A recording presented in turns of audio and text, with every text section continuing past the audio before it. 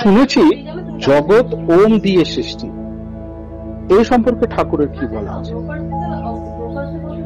দেখো, তোমাকে একটা কথা বলি, সৃষ্টির মূলই হচ্ছে শব্দ, সৃষ্টির মূলই হচ্ছে কিন্তু ভাইব্রেশন, সৃষ্টির মূলই হচ্ছে কিন্তু স্পন্দন, এবং সর্বশাস্ত্রে কিন্তু এটাকে স্বীকার করে নেওয়া হয়েছে।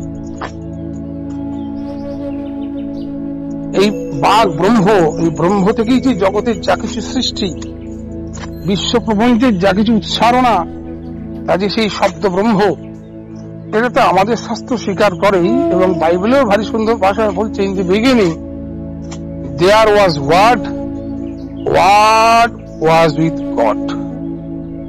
এখানে লোগাসের কথা আছে। সুতরাং এই যে শব্দ, এবং কোরআনেও আছে আওয়াজের কথা। এখন এই শব্দ যে বিশ্ব সৃষ্টির মূলে কিন্তু এই শব্দ তরঙ্গ আছে, এই শব্দের মূলে আছে কিন্তু স্পন্দন। এখন সেই স্পন্দনের তো শক্তির সম্ভাবনার কোন ইতি নেই, এবং ঠাকুরও ওই বাণী দিয়েই বলছে, স্পন্দন তরঙ্গ যেমন ধর উপাদানের আকর্ষক, ভর দুনিয়া তেমন তরি মূর্ত নারী সন্দীপক। আবার বলছেন, তোমার সত্তার একটি অনু, একটি শব্দ ঝঙ্কার, ভর দুনিয়ার অর্থ আছে, খোঁজো ধরো চুপতার। তাহলে বিশ্ব প্রপঞ্চের যা কিছু শব্দের উচ্চারণা, আর এই শব্দ তরঙ্গ কিন্তু পরিমাপ করা যায়। ঠাকুর যে যন্ত্রের কথা বলেছিলেন তার নাম ভাইব্রোমিটার, তার মধ্যে দিয়ে কিন্তু বিশ্ব প্রপঞ্চের যা কিছু এই শব্দ তরঙ্গকে সে মেজার করা যেতে পারত, স্পন্দনকে ধরা যেতে পারত, এবং তার মধ্যে দিয়ে কিন্তু অনেক নতুন নতুন সম্ভাবনা কিন্তু গুণিত হতে পারত। যাই হোক, সেটা এখন গবেষণার এবং বীক্ষণার বিষয়।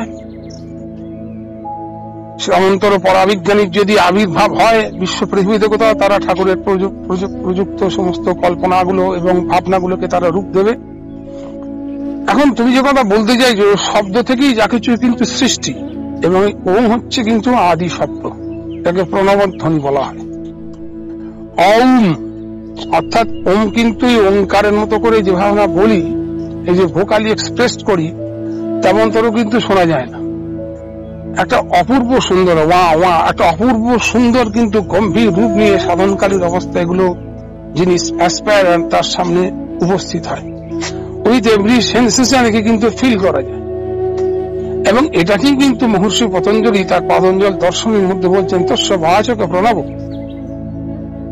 অর্থাৎ এই যে প্রণব হচ্ছেন তার বাচক, ঈশ্বরের বাচক।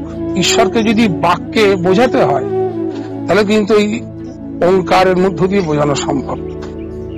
তবে মানুষের যেমন বিবর্তন হয়, শব্দ তরঙ্গ বিবর্তিত হতে হতে চলে। আর এই পরম পুরুষ যখন আসেন, তিনি হচ্ছেন শব্দের মূর্ত প্রতীক। সেই সাউন্ডের কিন্তু ফিজিক্যালাইজ ফর্ম হচ্ছেন তিনি, যার জন্য আধ্যাত্মিক জগতে শব্দ সাধনায় নামের সঙ্গে নামই প্রসঙ্গ এসে যায়। আমাদের কৃষ্ণদাস কবিরা চৈতন্য চরিতামৃতে ভারী সুন্দর লিখছেন, যেই নাম সেই কৃষ্ণ, ভজ নিষ্ঠা করি, নামের ভিতর থাকেন আপনি শ্রীহরি। তাহলে এই নাম এবং নামী, এই নামের প্রতি অচ্ছেদ্য অনুরোধী দরকার, আর নাম চিন্তন দরকার। এর মধ্য দিয়ে কিন্তু সৃষ্টির বীজ আমাদের মধ্যে স্ফুরিত হয়।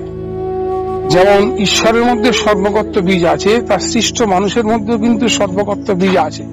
আমাদের পাতঞ্জল দর্শন বলছে, তত্ত্ব ঋতুসং সর্বগত্ব বীজম। কিন্তু সেই যে বীজ আমাদের কিন্তু মুকুলিত হয় না, আর সেই বীজ মুকুলিত হয়, ঠাকুর বলছেন, সন্তর্পিত সেবার মধ্য দিয়ে। মানুষ যখন সেই ঈশ্বরের প্রতি সেবাবান হয়, সেই জন্য দেখবে ভগবানের আগে শ্রী শ্রী লাগানো হয়। এখন সবাই লাগিয়ে দিচ্ছে, ঠাকুরের ছেলে পুলে নাতি পুতি এবং সাধারণ লোক সব দেখবে শ্রীশ্রীতে ভরে গেছে, সব জায়গায় সব শ্রীশ্রী। কিন্তু শ্রীশ্রী কেবলমাত্র ঈশ্বর পুরুষোত্তম বা ভগবান ছাড়া কারো পাশে বসানো যায় না। এটা কিন্তু বুঝে নিতে হবে, এগুলো অপপ্রয়োগ হচ্ছে। আমরা ভগবানকে টেনে নামাচ্ছি, নিজেরা উঠতে পারছি না, বিবর্তিত হতে পারছি না, নিজের অপবর্তিত হচ্ছে, আর ভগবানকে টেনে নামাচ্ছি। এই হচ্ছে মানসিকতা, যার জন্য শ্রীকথা এসছে সেবা করা হতে। তিনি আমাদের পরম সেব্য, সেই জন্যই কিন্তু তার নামের পাশে দুটো শ্রী বসানো হয়। তাহলে সেই ঈশ্বর যখন আসে তার প্রতি কিন্তু ভালোবাসা, অনুরাগের সাধনা এবং সেই নাম সাধনার মধ্য দিয়ে তাকে স্বরূপকে উপলব্ধি করা যায়, সেই বোধে উন্নীত হওয়া যায়। আর সেই জন্যই ঠাকুর ভারী সুন্দর ভাষায় তার ভাববাণী দিয়ে বলছেন, সাউন্ড অফ দাই call must rich me because I am sound.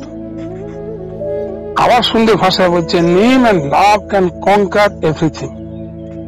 তাহলে নেমের সঙ্গে কিন্তু লাভটা জুড়ে দিলেন। ভালোবাসা বিনা প্রেম সে নাহি মিলে আনন্দ লাভ। এই ভালোবাসার মধ্য দিয়ে কি হয়, মানুষের সেন্সোরিয়াম, সেই এম্বডিমেন্টটা তৈরি হয়। কারণ মানুষের জীবনের মূলেই তো ভালোবাসা। Life is impregnate with love. Thakur বলতেন, life is impregnated with love. ভালোবাসার মধ্য দিয়ে কিন্তু জীবন রোপিত হয়।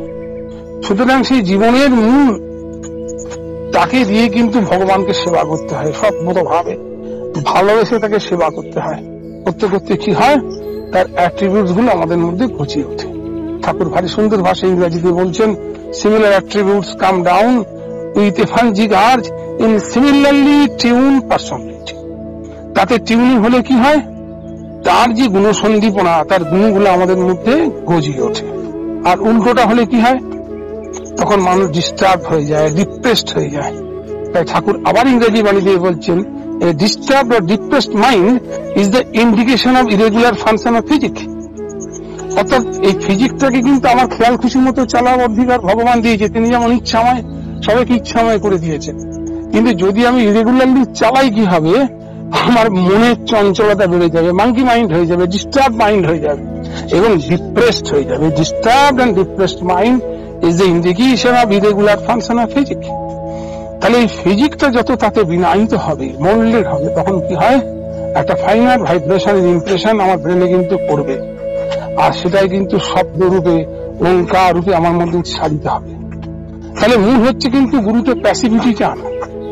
এই প্যাসিভিটি আনতে গেলে আমাদের নিজেকে চেঞ্জ করতে হবে, নিজেকে পরিবর্তন করতে হবে, নিজেদেরকে মিউটেট করতে হবে। তাই মিউটেশনের সংজ্ঞা দিয়ে ঠাকুর বলছেন, mutation is the offspring of year attempt. এই ইগার অ্যাটেম্পট যদি আমাদের জীবনে না থাকে, তাহলে কিন্তু আমাদের চিনগুলো মিউটেট করবে না। আমরা কিন্তু উন্নত ভাবে, উন্নত চেতনা উন্মিলিত হতে পারবো না। যেমন পৃথিবী আপন কক্ষপথে ঘুরতে ঘুরতে ঘুরতে ঘুরতে কি হয়, এক কক্ষ থেকে অন্য কক্ষে সংক্রামিত হয়। কারণ মানুষ অক্লেদ্য নিষ্ঠানে যদি পরম পুরুষকে অনুসরণ করে, তখন কি হয়, নিবিড় নিষ্ঠানে যদি পরম পুরুষকে অনুসরণ করে এবং আকুত নিষ্ঠানে যদি মানুষ পরম পিতাকে অনুসরণ করে, তখন কি হয়, মানুষের মনোভূমি একটা অন্য জগতে, একটা অন্য ফরমেশন হয়, ব্রাহ্মী তনু ফরমেশন হয়। হয়তো এই দেহটা থাকে, কিন্তু এই দেহটা কিন্তু বদলে যায়। তার ভেতরের রূপ, তার ভেতরের প্রকৃতি, সমস্ত কিছু বদলে যায়। আর চোখ দুটো চেতন যে প্রদীপ, সেই প্রদীপ দুটো কিন্তু তার বদলে যায়, তার আউটলুক সবকিছু। তার বাস্তব উদাহরণ হচ্ছে অশোক।